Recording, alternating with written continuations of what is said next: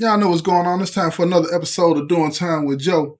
I'm your host, Joe Baker. Welcome to the show, y'all.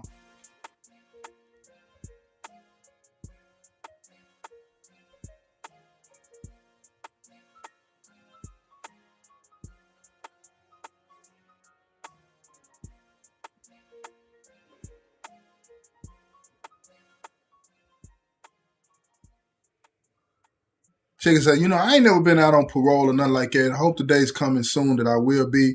But when you're out on parole, y'all, you cannot, one of the stipulations of parole, one of the conditions of parole is that you cannot be associated with other felons, right? Other people that have crime. Now, if it's a family member, the PO, they have to know about it and all of that old kind of stuff or whatever the case may be. But you can't kick it with some of your old friends no more. You can't hang around your old friends no more. So what do? You got to find new friends. You got to hang around people. And the reason that rule is in place because they don't want you hanging around anybody that might be involved in criminal activities. You know what I'm saying? Because once you get together and everybody's on the same thing, especially if you're on something crooked, everybody's thinking about doing something crooked and they want to try to head that off by saying, okay, you can't even hang around each other. Now, I think that's kind of going a little too far because I think that sometimes, people that are doing the right thing that happen to have convictions, they need to see other people that have been through what they've been through or going through rather, doing the right thing. You need that. You feel what I'm saying? But they don't see it the way I see it. I don't write the rules. It is what it is. But here's the thing. Let me tell you about this guy. Let me tell you about this guy named Tony. Now, Tony had gotten out the penitentiary. He had done about 12, 13 years in the penitentiary. Now he's out. And he's doing a fantastic job. He's working, doing all the things that he's supposed to do, reporting to his PO, letting the PO know that he's complying with all the rules and the regulations. You know what I'm saying? He's got him a girlfriend that he's spending time with. His boss man likes him. He wants him to work overtime. All of these things are going on in his life, and he's doing great, phenomenal. His family's behind him 110%. They helped him get a place, and even they're even paying half of his rent for the first year that he's out so that he can save up his money. You feel what I'm saying? And then after that, he's on his own. But they're doing everything they can to give him a head start so that he can make it, so that he can do great things. You feel what I'm saying? And be a productive citizen in the community and a family member that they can be proud of and he can live a life that he won't be ashamed of. But look here, let me tell you something. He runs into some guys from his past. And these guys are not the type of dudes that care about any of the things that he's doing. He grew up with them. But he didn't mess with these guys when he was out. And these guys didn't do anything for him while he was in. He didn't have that kind of relationship with them, right? But they bump into him, you know what I'm saying, one night while he was at the store and he was leaving the store and they speaking to him, you know what I'm saying, and telling him, what's up, man, all this and that, right? And they know he's out on parole. They know he's out on parole. But he works at this store and they want to rob the store. Listen to me now. I need you to pay attention to this because I don't think a lot of people understand what it means to be on parole and how vulnerable you are when you're on parole, right? So anyway, they want to rob this store. And they see Tony has got this good reputation. They've been watching it. Everybody loves him and the people that work watching him and liking him and all this and that, right? So now they like, okay, we can get him to help us rob the store. So guess what they do? They step to him and they tell him, look, man, let's get this money. Let's get this money, man. So he tells them, nah, man, I'm good. I'm doing my thing. I'm working. I'm not into none of that. So they grab him. Now, Tony ain't this big dude, but he ain't no sucker. They grab him. Look here, man. Ain't nobody asking you, man. It's the business, man. You either going to help us or you going back to the penitentiary. He said, man, I'm not going back to the penitentiary. I'm not going back to the penitentiary. They said, oh, yeah, you'll go back. All we got to do is go and call your PO and tell your PO you've been out here in the streets with us. Now listen, remember when I told you one of the conditions of parole is that you cannot be hanging around other felons. You cannot. You cannot do it. If they catch you hanging around other felons that are not your family members, that they don't know about, you in trouble. Now, these two individuals are blackmailing Tony because they know that when you're on parole that you can't be with other felons. So now they threaten to call his PO. They're going to call down there and they're going to tell the PO that Tony been in the streets with him. They're going to make up all this old fantastic stuff and get this man violated. So now Tony's spooked. He's spooked. So when he goes home, you know what I'm saying, his girlfriend, she's there. And he's talking to her. He's telling her what happened and all this and that. Now, she's a law-abiding citizen. So she tells him she don't see the problem. She don't see this as a problem at all. She tells him, just tell the PO, call the police. Now, Tony, he's been burned. See, the system burns you, man. I'm telling you, look, understand something. When you've been in the system for a long time, you don't trust that they're going to do the right thing because most of the time, y'all, think what you want to think, say what you want to say. Most of the time, they're not doing the right thing by people that are in the system. They hit you in the head and ask questions later. So if somebody calls down there and tells the PO that you've been doing some stuff you ain't got no business, most of the time, they're going to issue a warrant for your arrest or they're going to call you down there to talk to you. And when you go down there and talk to them and tell them that you are not doing this, this is a lie, most of the time, they're not going to believe you. They're not going to believe you. And that's what we experience on a daily basis. We are always labeled the liar. We are always labeled the one that's trying to get over, that don't want to do the right thing. So they don't believe anything that comes out of our mouths. We better have a videotape with narration, closed captioning, and everything, or they're not going to listen to what we're trying to say. They're just not going to do it. That's just the bottom line. So when he's telling his girlfriend this and she's telling him, well, all you got to do is tell your PO, she doesn't have his point of view. She hasn't had his experiences to the point to where, you know, she can understand what he's saying. She's looking at him like, you're not making any sense. You're not making any sense. So she tells his mother, which is a good thing. That's his mama. She tells his mother, look, Tony is having a problem with two guys that are threatening to call the parole officer and tell the parole officer that he's been out there in the streets. And his mom immediately tells Tony, listen to me, listen to what I'm finna say. His mom immediately tells Tony, you better not be doing nothing. Now you hear what I just said? She tells him, you better not be. She didn't say, is this true? What's going on? She said, you better not be doing nothing. So that triggers Tony. It pisses him off. Because now he knows that he's thinking the right way. Listen to what I'm trying to explain to you. What his mom just said confirmed to him that he better not say nothing to his PO, because if his mom don't believe that he's not doing anything, his PO most certainly is not going to believe it. Period. So now he's sticking to his guns, but he don't know what to do. So he missed a couple of days of work. He hadn't missed any work since he'd been out. He calls in, missed a few days at work.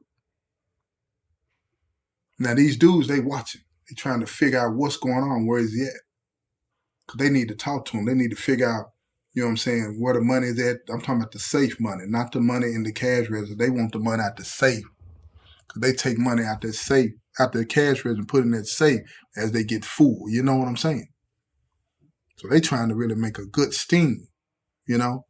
This store is pretty big. It's got like 20-some odd cashiers, you know what I'm saying? Lanes where people going in and out, you know what I'm saying, buying groceries and all of that old kind of stuff. So they want to make sure when they hit it, but they don't want to hit it during the day when people are going to be in there and all this and that, right? They don't want them kidnapping charges in case something goes wrong.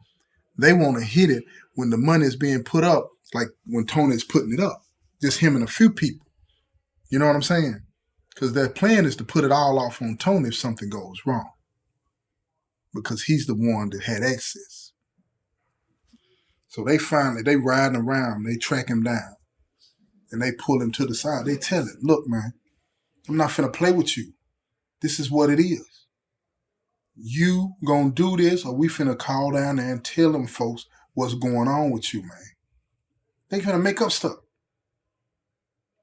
So Tony's scared. His girlfriend, she on it. See, he got a good girl. Because, see, she ain't listen to none of that nonsense that Tony was talking about. She called the PO and told the PO what was going on, and she told the PO why Tony didn't want to say nothing. So when the PO calls Tony, tell him to come in, he goes down there. While he's sitting down there, the PO said, is there anything that you want to tell me? Because the PO is trying to respect his girlfriend's wishes of, don't let him know that I told you, because she didn't want to mess up the relationship. So this PO, she's understanding that, but she's not finna let nothing happen. She most definitely don't want to see Tony go back to prison, because she sees he's doing a good thing, he's working hard, but she wants to make sure she respects his girlfriend, because she sees his girlfriend as an ally now. She sees his girlfriend as somebody that wants to make sure that he's going to be protected. So initially she hits him. She says, is there anything that you want to tell me? Anything that's going on? And she told Tony, you can trust me. He puts his head down like a lot of us. When we've been burned, we can't even see people that are good to us sitting right in front of us. It hurts to even try to rip those layers off, because it's like, is this real? I don't want to go back to jail. That's what he kept telling himself over and over and over. I don't want to go back to prison. And if I tell this woman what's going on, will she send me back to prison? He don't know. And she tells him, she leans forward on the desk and she says, Tony, listen to me. There's nothing that you can't tell me. Nothing. I'm your PO. You can trust me. Now, he's heard that before in the penitentiary. See, like we get in trouble in the penitentiary, you'll have certain officers that'll tell you, look, trust me, man. If there's anything going on, just tell me, and I'm going to make sure that we can take care of that. Now, in their mind, what they mean when they say take care of it, you're still going to get hit in the mouth, but it won't be as bad. But in our minds, when we hear them say they're going to take care of it, I'm not going to the whole period. And after that first time you trust them and you get burned, you don't trust them anymore. You don't. And it sticks with you. And you take that to the streets with you. And when his mama said it better not be true, it traumatized him, but it also confirmed to him that he can't trust nobody. Can't trust nobody. And he was messed up. He was messed up behind it. And that's what happens to us. We've been traumatized so much, beat down so much, that we don't even trust the people that we should trust. We don't rely on them when they tell us that they're going to help us. We can't even see that we have people in our lives that are going to go to bat for us, because we are so burned by what had happened to us. You know what I'm saying? Running into a few bad apples. No, hold on. I'm not going to say there's not a few bad apples. The way the system is set up, when you're in the penitentiary, you're getting hit in your mouth. You'll run into a few people that'll try to lessen the weight of situations on you. But for the most part, we're the liars, we're manipulators, and can't be trusted. And that's what breaks us. That's what hurts us. That's what makes us act the way we act, y'all, in a lot of situations. We don't know what to think. So be mindful of that when you're dealing with somebody that's in the penitentiary or that gets out of the penitentiary. Why they act a certain way? Because we don't know what to think. It's not to say that we don't do stupid stuff, because we do stupid stuff, but we're doing stupid stuff because these stupid things seem to make sense to you when your mind is messed up. Our minds are messed up in a lot of situations. So the stupid things make sense. And I know that sounds crazy, but I'm trying to make it make sense. But it's hard. Because you got to walk in our shoes. And I don't want you to have to walk in my shoes to understand what I'm saying. I don't. That's why I'm sharing this stuff with you openly and honestly. So Tony is at a crossroads. What do you do? He don't know that his girlfriend has already told him. So what do? He don't want to lose the trust and the confidence that he's got at work.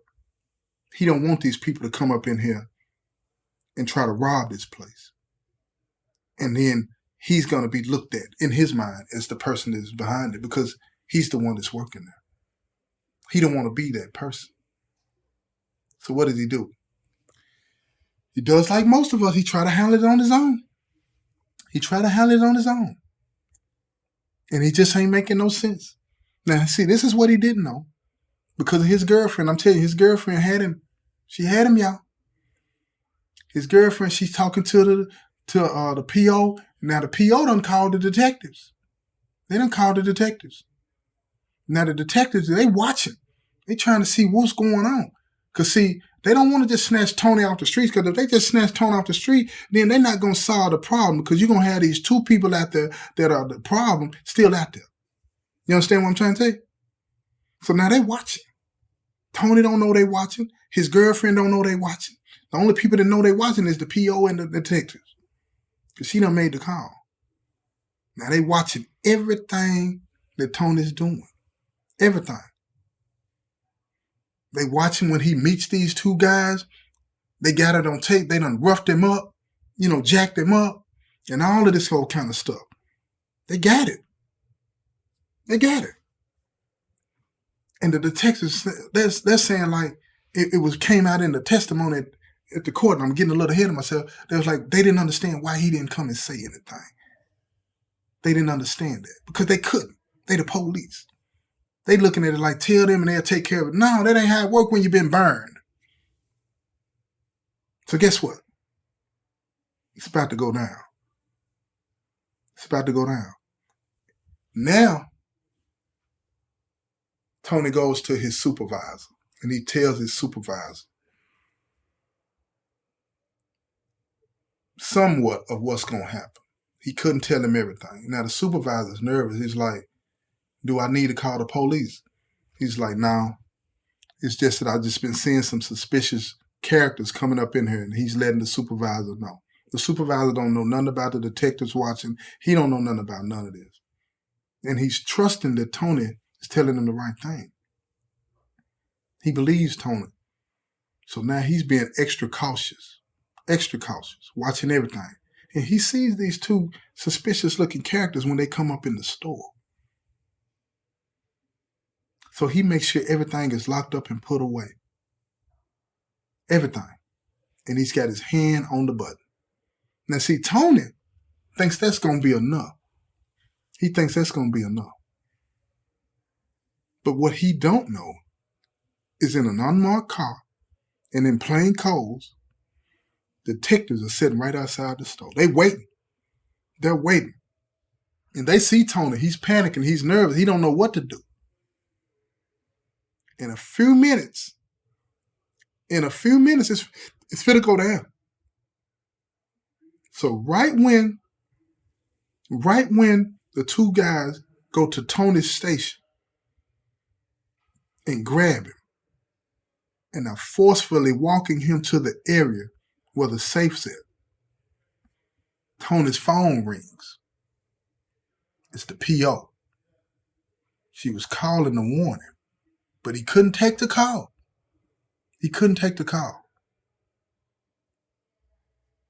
The detectives, they see what's happening. They come in. Now, keep in mind, these two fools, right, which is a good thing. It turned out to be a good thing. They didn't have any weapons. They felt like they didn't need them. They finna come up in there. They finna get this money. They gonna run. That's a good thing because somebody could have got hurt or killed. So they get up in there. Now they're in the area. They got Tony. They got him jacked up. They get to the area where the safe's at. They don't see these detectives done come into the store because you got people in the store still shopping. You got a few people looking like, what's going on? But everybody got on plain clothes.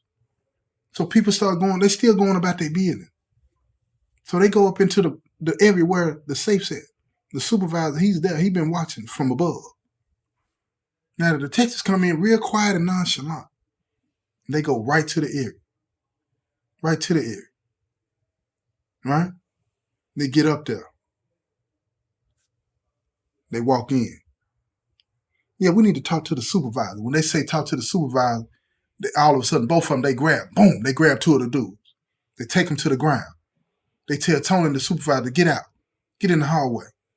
They get in the hallway. They make the call. They got backup already out there in the parking lot. They come into the store. They got them. They walk them up out of there. When they walking up out of there, the detective looked at Tony and said, you better be thankful that you got the type of woman that you had. Tony looked at him confused. He didn't know what was going on. What is he talking about? So when Tony leaves, they walking out. The supervisor tells him, you were right. Now, the supervisor still don't know what's going on. He still don't know that Tony knew way more than he was telling him. So Tony goes home. Now, on his way home, he breaks down in the car. He starts crying. He breaks down. He starts crying on his way home. He can't handle it. His emotions. They've gotten the best of him because he came that close to going back to the penitentiary. And he's thinking about what this officer said. He's thinking about what that officer said about his girl. So when he gets home, she's waiting on him. Guess who else is there? The PO. They at the house. He walks in. They could see that he was visibly shaking. He had been crying. He didn't know what to do. They see it all on him. His girlfriend hugs him. And his PO, she's sitting at the table. She doesn't get in there. She lets them have that moment. And he cries. And she says, his girlfriend says, sit down. She fixes him a drink. He likes Pepsi, y'all. He likes Pepsi. So he's sitting there, he's sipping on the Pepsi. And the PO said, I need to explain some things to you. So she ran everything down to him and told him that they had been watching. And she showed him the videotape of when he got roughed up outside the place and all this and that. And she told him, you were going to be all right. We're not violating you. We understand. But she said, this can't happen again. Because if somebody would have gotten hurt, she said, I would have lost my job and you would have been in prison and I probably would have ended up going to prison too. She said, this can't happen again. She said, you got to trust us. You got to trust us. And why am I telling you this story? Why am I telling you this story? Because this is one of those type of stories that most people are not going to ever hear about. Ever. One of the reasons that people are not going to hear about these stories is because they don't happen often. They don't happen often. Most of the times, when a girlfriend or a family member call in and tell a PO that their loved one is being involved in, whether rightly or wrongly involved in some nefarious activities, they're going to pop. They're going to pop. But this PO didn't do that. This PO made some moves within her authority to ensure that her parolee was safe and the right people, rather, that was committing the crimes were the ones that's taken off the streets. That don't happen a lot. That don't happen a lot, y'all. But it did in this situation. And I wanted to share this with you because as hard as this is for me to say, I have to be honest. There are some people in the system that you can trust. How you get to that trust is the same way you get to trust with anybody else. You got to go through some things. You got to go through some things. The trauma that we suffer when you come through the system that burns you, that turns you against everybody, can't help you. It does you no good. You got to find a way to get past that. Get therapy. And that's another thing I want to say. Tony's in therapy now, trying to learn to deal with that. He got trust issues. Issues he didn't have before he came to prison. He didn't have those issues. Not like that. And I was the same way. The person that I am now is closer to the person that I was before I started committing crimes. I'm getting more comfortable with being me. And it's weird. It's weird. Taking off the clothes that I've worn for so long of deceit and manipulation is weird to me. I feel naked. But I know I'm not naked. It's my mind playing tricks on me. I'm trying to get comfortable with being honest. I'm working on being comfortable with being somebody that you can trust. And that is something that all of us go through. And that's something that you're not going to hear on these other shows, y'all. I'm not just telling you stories about crime and gangs and all this. I want you to understand what's going on behind the scenes. I want you to understand what's going on in the minds of the people that are committing these acts. I'm not trying to say that, nothing should be done to individuals that break the law. I'm trying to say that you should understand what's going on with them. Because when you start to understand what's going on with us, you'll understand better how to help us so that we won't be the person that commits crime. And I'm going to leave it with that. This has been another episode of Doing Time with Joe. I'm your host, Joe Baker, and I say peace, y'all.